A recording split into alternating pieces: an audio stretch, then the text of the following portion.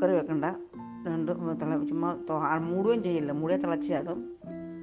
അടുപ്പ് വെച്ച് 2-3 തിളയ്ക്കുമ്പോഴത്തേന് അത് വെന്തോളും. വെന്ത് കഴിഞ്ഞാൽ പിന്നെ അത് അതിൻ്റെ അകത്തേക്ക് ഇപ്പുറത്തെ അടുപ്പിൽ നിന്ന് കടുക് പൊട്ടിച്ച്, അതുമല്ലെങ്കിൽ എങ്ങോട്ടെങ്കിലും ഊറ്റി വെച്ച് കടുക് പൊട്ടിക്കുക. സവോള ഇട്ട് വഴറ്റുക. സവോളയുടെ കൂടെ ഒരു വെളുത്തുള്ളി, ഒരു ചുള, 1-2 ചുള വെളുത്തുള്ളി മാത്രം. വെളുത്തുള്ളി ചുവ പിന്നെ പോകുന്ന ചീത്തയാണ്, അപ്പോൾ ഒരെണ്ണം ഇടാവുള്ളൂ.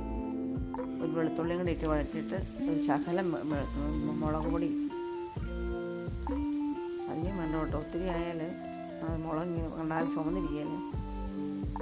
പച്ചമുളകൊക്കെ നേരത്തെ ഇപ്പം ഞാൻ മുളക് പൊടി മാത്രമേ ഇറക്കുള്ളൂ. ഇച്ചിരി മുളക് പൊടിയും കൂടി ഇട്ട് വഴറ്റി, വേറെ മഞ്ഞപ്പൊടി, മുളക് പൊടിയും മഞ്ഞപ്പൊടി ഇട്ട് വഴറ്റി പരിപ്പൂരി അതിനകത്തേക്ക് ഒഴിക്കുന്നു. ആ വഴറ്റിയതിൻ്റെ അകത്തേക്ക് പരിപ്പൂരി ഒഴിക്കുന്നു. ആവശ്യത്തിന് ഗ്രേവി ഉണ്ടാക്കുന്നു. അത്രേ ഉള്ളൂ. കരിയാപ്പില ഇടുന്നു.